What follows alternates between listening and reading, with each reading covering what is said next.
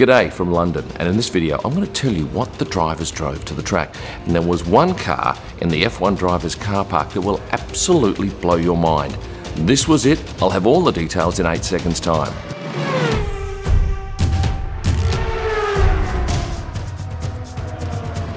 First up, let me tell you that a lot of the drivers stay in motorhomes at the Silverstone track. They're parked up behind the BRDC in a secure area, so they don't have to leave the track each night and travel back to a town or a city nearby. This means they have a short travel distance. Let's take Lewis Hamilton. He was staying in a motorhome and he arrived at the swipe gates every day in this unbelievably beautiful Maybach Mercedes. This has a 4-litre V8 engine and it's combined with a 48-volt system EQ boost. It's been around for a couple of years now.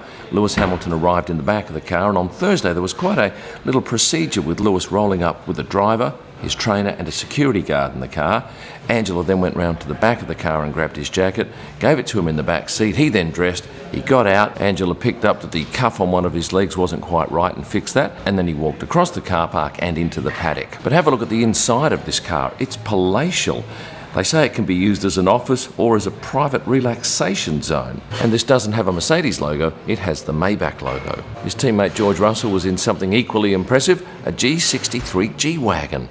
A very boxy looking car, and he drove in on his own on at least one day. That G-Wagon is certainly a head turner, like a magazine I caught a glimpse of about a week and a half ago, Race Weekend, with weekend abbreviated. This is more of a coffee table magazine that's meant to be displayed. It's much larger than most magazines, and interestingly, it has no advertising in it. It's simply full of amazing photographs and stories, and at the moment, Race Weekend is offering a 4-issue subscription for $100 US. Now, you won't find this magazine in a store, and each issue details a new theme, the first being Jet Set, which is all about the GP destinations, then F1 in the 70s, F1 in the USA, and F1 World Champions. Now, interestingly, this magazine's not available on newsstands or at shops, so the only way to get one is to order online, and you can check in the description below for not only the link, but a promo code. This is it, Kim, with a Y. It'll save you 10% on your 4-issue subscription. I've not seen a magazine quite like this, and I highly recommend it to you. Go and have a look. And remember, use the promo code Kim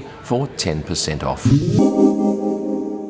Max Verstappen up next. He was driving typically a Honda Civic Type R. You'll see Max in a Type R quite a lot throughout the season. He would arrive at the track with his trainer Bradley Scanes and his father Jos on most of the days, and would then head into the paddock. Next up, Sergio Perez, driving the exact same car, Type R Civic, as Max Verstappen, same colour, only difference in the number plate being one letter at the end. Now, his trainer would drop him at the swipe gates and he'd get out and go into the paddock, and he did sign autographs and pose for selfies on a couple of occasions. Let's go to Pierre Gasly. He was also driving a Honda Civic Type R, but in the loudest colour, this yellow. And his teammate Yuki Tsunoda, was he the fourth to be driving a Civic R? No, he was in a Honda HR-V. Now, this car's a hybrid, but you don't need to plug it in because it draws its electric energy from its regenerative braking. Ferrari drivers, thankfully they came in something impressive. Both came in Romas. Carlos came in on his own. Charles arrived with his manager and his trainer. Alex Albon was not driving, he was passengering in his trainer's own Volkswagen Tiguan. So obviously the team saved a few dollars there on having to hire a car for him, and his teammate, Nicholas Latifi, was in a Mercedes GLC 300D 4MATIC. This is a car that does 0 to 100 in a leisurely 6.5 seconds, but is very comfortable. I'm going to talk now about Zhou Guangnu. Of course, we all know what happened in the race, but what did he drive to the track in? A bright blue Quadrifoglio Stelvio from Alfa Romeo. Now, if you haven't watched my video about Zhou's crash, I'm going to urge you do it straight after you've finished this video. It's a whole 9 minutes on what I saw with my own eyes standing at turn 1. That car was coming to me at great speed. His teammate Valtteri Bottas arrived on a bicycle along with his girlfriend Tiffany. Only got a shot of them leaving on Sunday night on their bikes. Oh, and coming up shortly, I'm going to do a video where I run through the times that each driver arrived at the track on the Sunday race day. This video will explain what you needed to do last Sunday in order to see every single driver. And giving you a heads up, the first driver arrived, I think it was 6¼ hours before the race start. Sebastian Vettel used two vehicles, a two-wheeled bicycle and a DBX. while his partner Lance Stroll I have no idea about because he was the only driver that I didn't spot the whole weekend.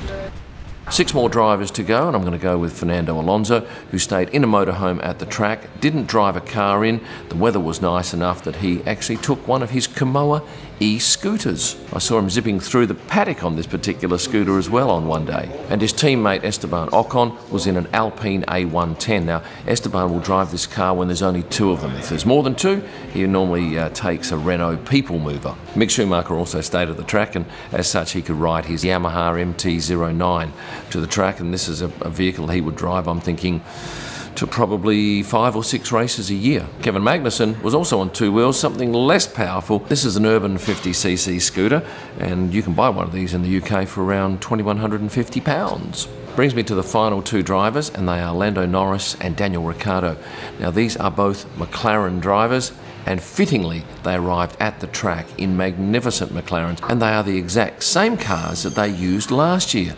Lando was in a bright orange GT, Daniel Ricciardo in a 720S with a little AUS sticker on the back of his denoting his Australian status, and this is the Spider version. It's the soft top. The roof comes off, and last year he had it off on one of the days that he arrived into the track. That is all 20 of the F1 drivers, and I still haven't mentioned that amazing car on the thumbnail, have I? So I'm going to spend some time with you now. This is a magnificent McLaren Speedtail. It was driven by McLaren's CEO, Zak Brown, and what a statement this is. Have a look at it. Super sleek. And there was plenty of interest from drivers and other team bosses about this car. Look at Franz Tost here.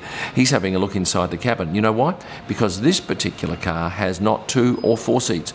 It has 3. Now some of you may know that, but a lot of you have no idea that this car even exists. It is an absolute monster.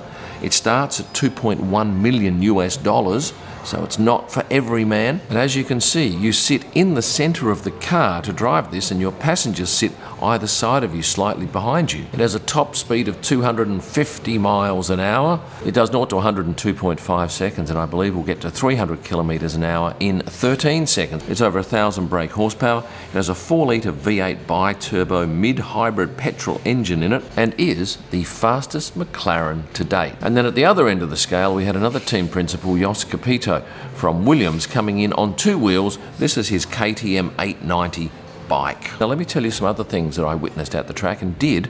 And one particular thing was that I had a Hasselblad X1D Mark II camera given to me for 4 days to play with. Now this is not the sort of camera you use on track, but look at the quality of the image you get. Because it's a medium format, it has a much larger sensor on it than my Canon R3s. And when I zoom in on a picture like this is about 1% of the frame, and you can see Pierre's eyelashes are supremely sharp. So that was a real thrill, and I ended up doing about a 10-minute shoot with the AlphaTauri driver out the front of the garage on the Thursday, so thank you to Pierre for that. On Sunday, Sebastian Vettel drove his own car on the track. That's right, he owns this Williams, the 1992 car of Nigel Mansell. The pair of them were out on the track afterwards posing for photos and chatting about the car. Seb actually admitted that he drove this car a lot more conservatively than he would if it was someone else's car. One lucky punter out the front of the swipe gates ended up with Carlos's cap. She had a Carlos t-shirt on, she had her own Carlos cap, and she just simply asked for it, and he said yes. Celebrity-wise, yes, plenty in attendance, including Tom Cruise, Gordon Ramsay, Freddie Flintoff, Paddy the Baddy, several footballers of note, a well-known UK comic, and this Olympic athlete, Michaela Schifrin, who was pretty handy on the snow. On Saturday, I didn't go out for Parc Fermé for the top 3. I hung around out the back of the garages to get the drivers coming out who didn't make the top 3, and was rewarded with this lovely shot of Nicholas Latifi with a broad grin, hugging his trainer, Daniel Paget. And finally, on Thursday night, there was a bit of action out on track with punters, and the grandstands across the track were absolutely chock-a-block. And a lot of the crew go and jog or ride the track on a Thursday night. And as they came across the start-finishing line, the punters in the stand would go, "Ooh," and as they hit the line, they'd give this huge cheer. And then if the person crossing the line, either on foot or on a bicycle, did not acknowledge their cheers, they were given a boo, after which they often acknowledged them, and then they were given a cheer. It was a lovely British thing to see. That's it for this video. If you've enjoyed it, please hit the like button, subscribe if you haven't done so, and remember, you can become a member for a whole host of extras. Hey, how about these Kim Illman t-shirts that you can get at kimillman.com? Every single 2022 track on one t-shirt. Get there now and have a look. You'll also find their wall art and my ever-popular F1 photo books, including the British GP book, which was out on Monday morning. I shoot about 17,000 images a race and keep 1,500 or so, and I place them all on prostarpics.com, where you can go and download them for editorial or personal use. And for my best images live from the track and all during the week, head to Instagram and search at Kim Illman.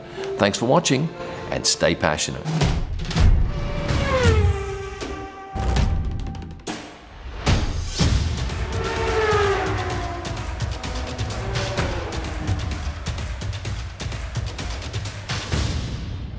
From its regenerative